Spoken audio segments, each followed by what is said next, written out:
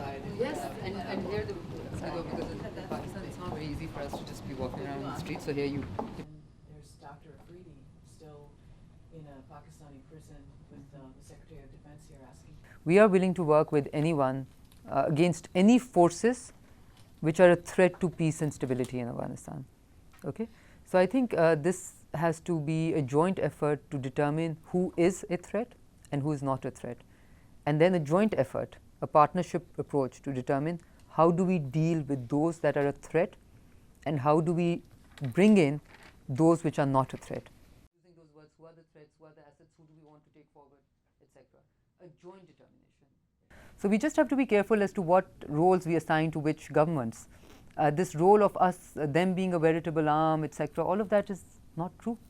I mean, I'm categorically saying it is not true, and it cannot be true because we don't feel it is in Pakistan's interest to pursue any of these elements.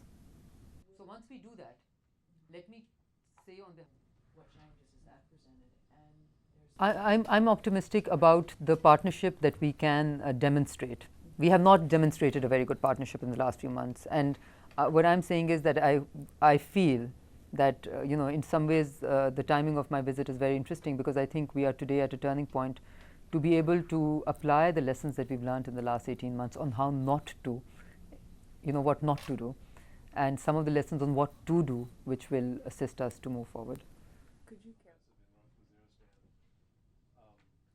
Was he wrong about that, or have plans changed? The only reason why we are not very encouraged sometimes is because of the fact that in Kunar and Nuristan across the border, even till today, there are people who have refuge there, and there are people who in hundreds and 200s cross the border, come into Pakistani territory, slaughter our soldiers. 17 of them were slaughtered, beheaded only 3 weeks back.